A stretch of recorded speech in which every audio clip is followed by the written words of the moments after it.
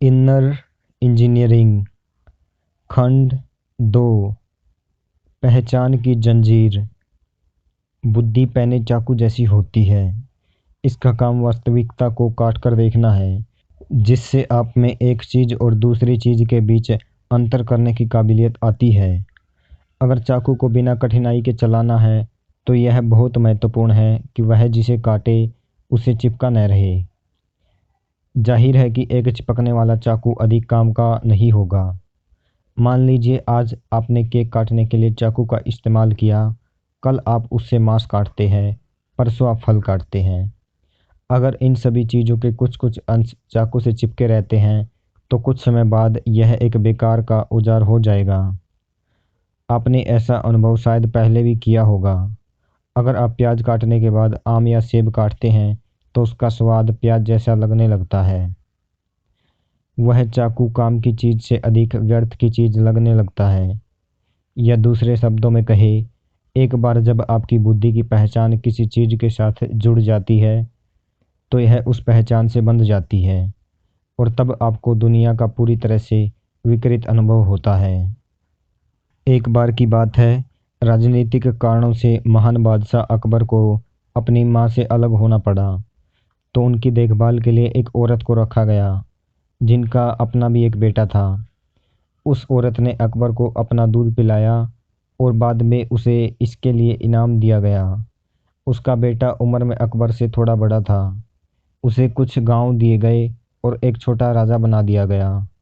कई साल बाद अकबर मशहूर बादशाह बन गए, लेकिन उस लड़के के पास अपना राज्य चलाने की बुद्धि और क्षमता नहीं थी, और जो कुछ भी संपत्ति उसको दी गई थी उसने सब लुटा दी। वह बहुत गरीब हो गया।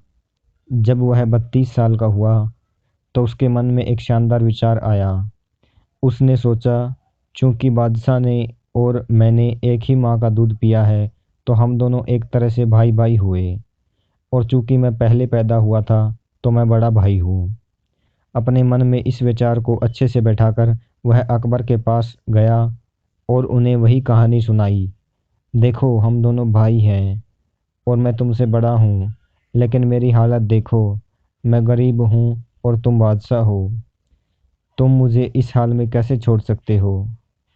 अकबर बहुत भावुक हो गए। उन्होंने उसका स्वागत किया, महल में रखा और एक राजा जैसा सम्मान दिया। लेकिन उस आदमी को महल और दरबार के तौर तरीके मालूम नहीं थे और उसने कई बेवकूफ़ी भरी हरकतें की। फिर भी अकबर कहते रहे, वह मेरा बड़ा भाई है, हम दोनों ने एक ही माँ का दूध पिया है। उन्होंने हर किसी से उसका अपने बड़े भाई की तरह परिचय कराया। कुछ दिनों तक यह सब चलता रहा। फिर उस आदमी को किसी काम से अपने गांव जाने की ज़रूरत हुई। अकबर ने कहा, मेरे भाई, जो गांव तुम्हें दिए गए थे उन्हें तुमने खो दिया। अब मैं तुम्हें 5 नए गांव दूंगा जिन पर तुम शासन कर सकते हो। वह तुम्हारा अपना एक छोटा राज्य होगा। तब उस आदमी ने कहा, लेकिन मैं देख रहा हूँ कि तुम इतने सफल इसलिए हुए हो क्योंकि तुम्हारे आसपास तमाम बुद्धिमान लोग हैं। मेरे पास सलाह देने के लिए कोई भी नहीं, इसलिए मैंने सब कुछ खो दिया है। अगर मेरे पास भी अच्छे सलाहकार और मंत्री होते तो मैं भी तुम्हारी तरह बड़ा साम्राज्य बना लेता। और तो और तुम्हारे पास बीरबल है, वह कितना होशियार है। अगर मेरे पास उसके जैसा कोई होता तो मैं और भी महान बादशाह बन जाता। इस पर बड़े दिल वाले अकबर ने कहा, अगर तुम चाहो तो बीरबल को अपने साथ ले जाओ। अकबर ने बीरबल को बुलाया और आज्ञा दी, तुम्हें मेरे बड़े भाई के साथ जाना होगा।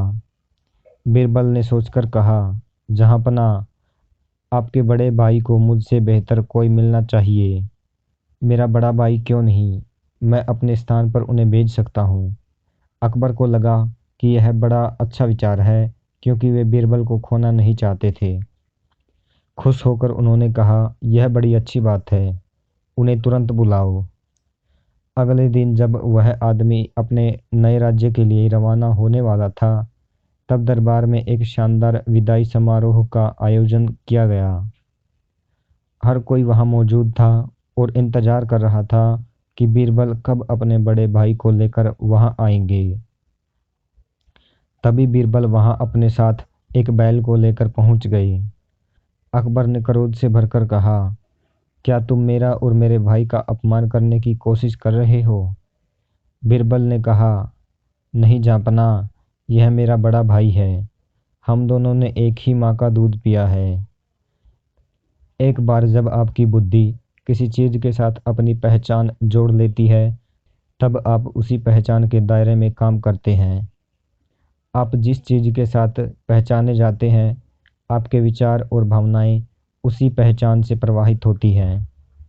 मान लीजिए कि आप शिवम को एक आदमी के तौर पर पहचानते हैं, तो आपके सारे विचार और भावनाएं उसी पहचान से पैदा होंगी।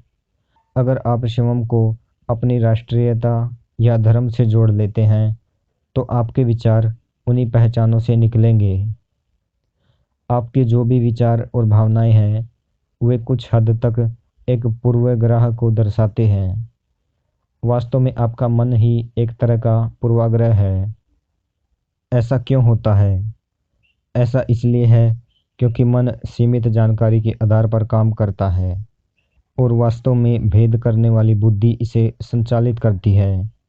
तो आपका मन, जिसे चैतन्य तक पहुंचने का सोपान होना चाहिए था, वह मामूली स्तर पर अंतहीन ठोकरें खाता रहता है और कुछ मौकों पर सीधे नरक की सीढ़ी बन जाता है।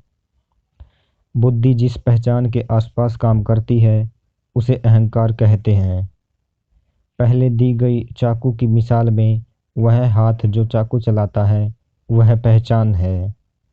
या दूसरे शब्दों में, यह आपकी पहचान है जो आपकी बुद्धि को चलाती है और तय करती है।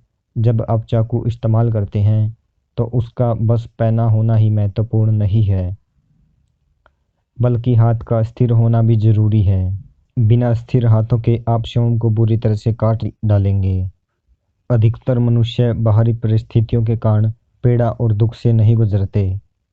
उन पर बाहर से जो डाला जाता है, वह बहुत ही कम होता है। बाकी सब शिवम पैदा किया होता है। एक बार जब आपकी पहचान किसी ऐसी चीज से जुड़ जाती है जो आप नहीं हैं, तो आपका मन एक्सप्रेस ट्रेन बन जाता है जिसे कोई रोक नहीं सकता। अगर आपने मन को पूरा एक्सेलरेटर दबाकर चलाया और फिर ब्रेक लगाना चाहा, तो वह काम नहीं करेगा। लेकिन अगर आप शिवम को हर उस चीज से अलग कर देते हैं जो आप नहीं है, जो आपकी पहचान थी, उसको अगर आप हटा लेते हैं, तो आप देखेंगे कि दिमाग बस कोरा और खाली हो जाता है। जब आप इसे इस्तेमाल करना चाहें, आप कर सकते हैं। बाकी समय वह खाली रहेगा, सभी मनोवैज्ञानिक हलचलों से मुक्त। इसे ऐसे ही होना चाहिए। लेकिन अभी आप तमाम पहचानों से जुड़े हुए हैं और साथ ही आप अपने मन को रोकना चाहते हैं। यह बिल्कुल कारगर नहीं होगा। इससे फर्क नहीं पड़ता कि आप शिवम को क्या समझते हैं। जब मृत्यु आती है, तो हर पहचान मिट जाती है। अगर मनुष्य इसे शिवम मिटाना सीख लेता है, तो जीवन आनंदमय हो जाएगा। अगर आप अपनी बुद्धि को किसी भी पहचान से नहीं उझलाते, जैसे शरीर, लिंग, परिवार, योग्यता, समाज, वंश, जाति, धर्म, समुदाय, राष्ट्र, यहाँ तक कि प्रजाति भी, तो आप स्वाभाविक रूप से अपनी परम प्रकृति की तरफ अग्रसर होंगे। अगर आप ऐसा नहीं करते, तो मृत्यु वैसे भी इस सब को ध्वस्त कर देगी। आपको इस बारे में संदेह करने की आवश्यकता नहीं है। अगर आप अपनी बुद्धिमत्ता का इस्तेमाल करते हैं और अपनी परम प्रकृति तक पहुंचने की कोशिश करते हैं, तो उसे ज्ञान योग कहते हैं। ज्ञान योगी अपनी पहचान को किसी भी चीज से जोड़ने का खतरा मोल नहीं ले सकता। अगर वे ऐसा करते हैं, तो यह इस मार्ग पर उनकी यात्रा का अंत होगा। लेकिन दुर्भाग्य से कम भारत में ज्ञान योग के साथ कुछ ऐसा हुआ है कि इसकी पैरवी करने वाले लोग तमाम चीज़ों में विश्वास करते हैं। मैं सार्वभौम आत्मा हूँ, मैं परम हूँ, मैं परमात्मा हूँ, वगैरह। वे सब कुछ जानते हैं, ब्रह्मांड की व्यवस्था से लेकर आत्मा का आकार और लंबाई चौड़ाई तक। उन्होंने ये सारी बातें किताबों में पढ़ी है। यह ज्ञान योग नहीं है। किसी चीज़ के बारे में आपकी जानकारी जो आपके लिए जीता जागता अनुभव नहीं है, वह बस विशुद्ध कचरा है और उसके कोई मायने नहीं है। हो सकता है कि वह बहुत पवित्र कचरा हो, लेकिन वह आपको मुक्त नहीं करता। वह आपको सिर्फ उजलाता है। एक दिन की बात है, एक बैल मैदान में चर रहा था। चरते चरते वह घने जंगल में चला गया। कई हफ्ते तक ताजी हरी घास खाकर वह मोटा ताजा हो गया। एक दिन एक ऐसे बूढ़े शेर ने, जो बड़ी मुश्किल से शिकार कर पाता था, उस मोटे ताजे बैल को देखा। वह उस पर कूद पड़ा और मारकर खा गया। उसका पेट पूरी तरह भर गया। परम तृप्त होकर वह दहाड़ उठा।